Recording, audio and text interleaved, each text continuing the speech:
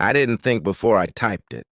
That's the truth I keep returning to, not because it excuses anything, but because it explains how small it felt in the moment. Miss you. I sent it to my ex on a Wednesday afternoon while waiting for my husband to come home.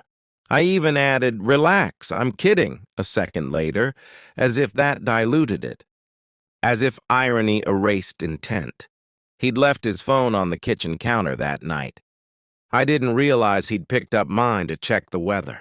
I only remember the quiet, not the explosive kind. No slammed doors, no raised voice, just the sound of a glass being placed down carefully. He didn't ask me anything. He didn't confront me. He looked at me in a way that wasn't angry. It was assessing, like he'd found confirmation of something. He'd been measuring privately for a long time. The next morning he was gone. No note, no call. His side of the closet empty in a way that felt premeditated, not reactive. He had taken the suit bag, the documents drawer, the spare car key. I texted first. "Where are you?" Then again. "This is ridiculous." No response. By noon, irritation began to shift into something more uncomfortable. Not guilt exactly. Unease. I replayed the moment I'd sent the message. The casualness of it, the faint thrill of being remembered by someone who used to look at me like I was the center of the room. I had told myself it was harmless nostalgia. But nostalgia has edges. Our marriage hadn't been dramatic. No infidelity. No screaming matches. Just erosion. I had felt unseen for a long time. Conversations that drifted back to his work. Decisions made without asking what I preferred.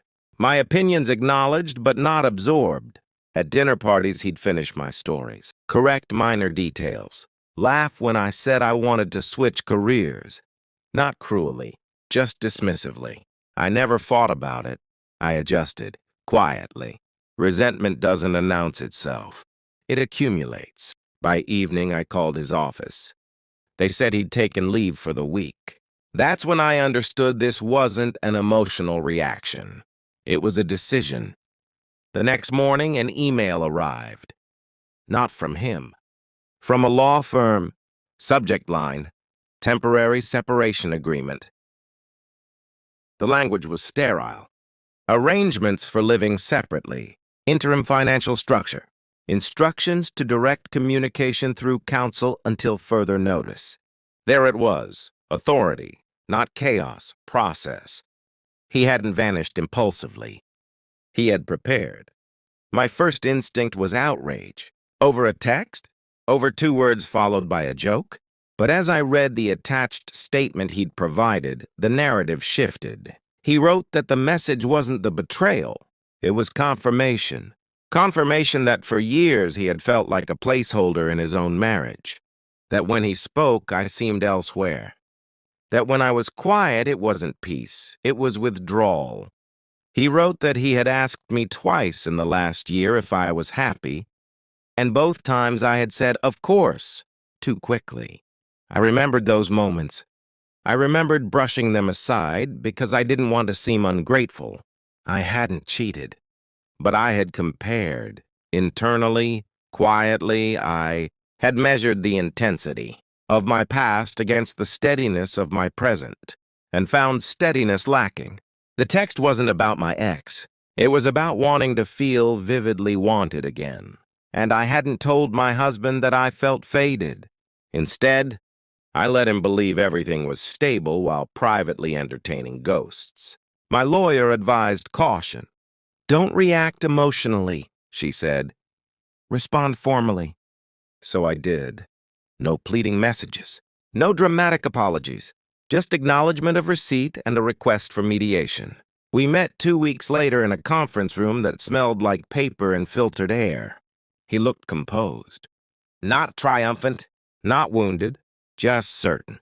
"I didn't leave because you texted him," he said quietly when our attorneys stepped out. "I left because you've been leaving for years." It wasn't accusatory. It was observational. He said he felt like he'd been auditioning for my attention. That every time I went quiet, he assumed he needed to work harder, provide more, achieve more. And then I saw that, he said. You miss him, even as a joke. You don't joke about missing something you've fully released. I wanted to argue, to say he was overreacting. That marriage meant forgiveness, that it was a mistake.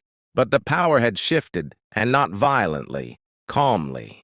He wasn't begging for reassurance. He wasn't demanding an apology. He had drawn a boundary. For the first time in years, I saw that his steadiness wasn't indifference. It was restraint. And I had mistaken restraint for invisibility. The separation moved forward. Friends assumed he had been dramatic. They didn't know about the smaller fractures, the way I'd stopped reaching for his hand first. The way I'd withheld enthusiasm when he talked about future plans. The way I'd rolled my eyes privately at his predictability. Predictability is not absence, but I had treated it like one. We haven't finalized anything yet. The marriage might not survive. It might stabilize into something more honest.